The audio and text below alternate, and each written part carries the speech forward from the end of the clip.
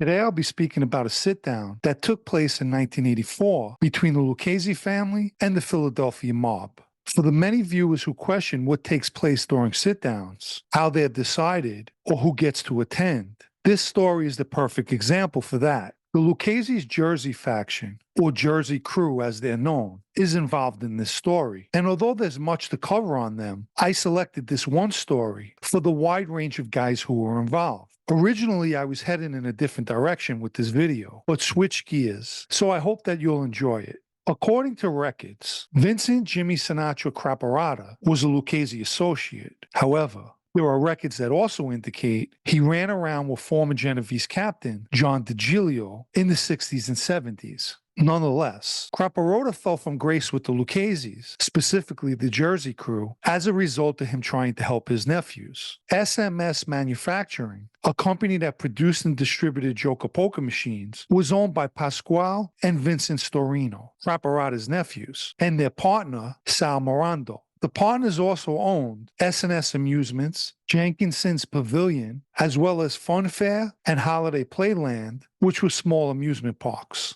The Sterinos brothers went to their uncle and complained that the Lucchese family was demanding an envelope from their businesses, despite the fact that they were already giving an envelope to Joseph Sitdown, a member of the Philly mob, who apparently Sal Morando was on record with. It's more than likely that Karada was also getting a cut as well, a fact not lost on the Luccheses. At the time, the Jersey faction was headed by Anthony Tumac Asatoro, a captain in the family. When Asatoro learned of the problem with the Sterinos, he sent Thomas Ricciardi, a member of his crew, to handle the matter and also keep tabs on Karada. But supposedly, that turned into a bigger problem. Allegedly, Karada spoke disrespectful to Ricciardi, which compounded the situation. Naturally, Karada cannot get away with disrespecting anyone in the family. Consequently, on the morning of June 12, 1984, 2 or 3 guys approached Karada as he was exiting his Mercedes, which he parked in a garage bay near his business, Ocean County Auto Sales, in Toms River, New Jersey.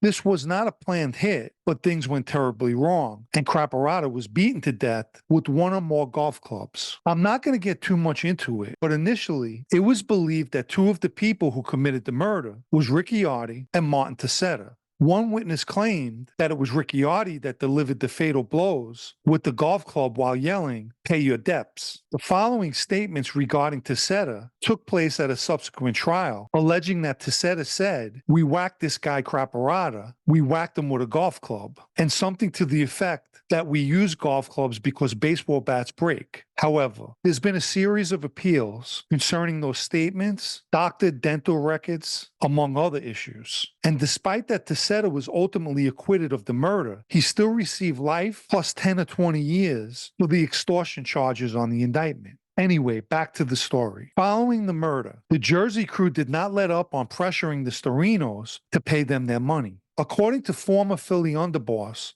Phil Leonetti, who testified at the trial, along with former Lucchese acting boss Al Diaco, Leonetti explained that he was officially introduced to Martin Tessetta in and around 1981 or 1982, and that he met with him again in 1984 for a sit-down regarding shaking down the Sterinos. In total, 5 sit-downs would take place in trying to come up with some kind of agreement over the businesses. The Philly mob laid claim to Sal Morando by saying he was with them. But in addition to this, they were also trying to claim Pasquale Sterinos. According to Leonetti, Ralph Natoli, one of their captains, was collecting $1,500 a month from Morando. And when Natoli was replaced by a new captain, that captain upped the payment to $4,000 a month, and at times would collect $5,000 to $10,000 a month from the businesses. Tessetta wanted an official word that Pasquale Sterinos was put on record with Philly. When Leonetti questioned why he wanted to know, he claims Tessetta told him, "We just killed the guy's uncle." This guy's uncle's name was Jimmy Sinatra, and we're trying to claim this Pat Sterinos, and this Pat Sterinos went to Charles Costello. Now Charlie Costello is trying to claim him. Costello was another member of the Philly mob. So basically, the Philly mob is attempting to claim that all the owners are with them. And Tessetta had every right to question if in fact these people are on record with them. Keep in mind, by speaking with Leonetti, Tessetta is also speaking with an underboss of another family. But Leonetti did meet with Costello and question him about Pasquale Sterinos. According to Costello, Sterinos came to him and said he was afraid of Ricciardi because Ricciardi told him that he killed his uncle. Sterinos was so scared that he offered Costello $1,000 a week if he could put him on record with Philly. At this point, Leonetti understands that Sterinos is not on record with Costello nor the Philly mob, but he's not going to relay that to the Lucchese's. Instead, this issue is looked at as a stalemate, and when this takes place, only the administrations of both families can sort the problem out. Naturally, the Lucchese family was notified that their administration would be meeting with Philly's to sit down over this situation. The meeting was held in the basement of a restaurant in Manhattan's Little Italy.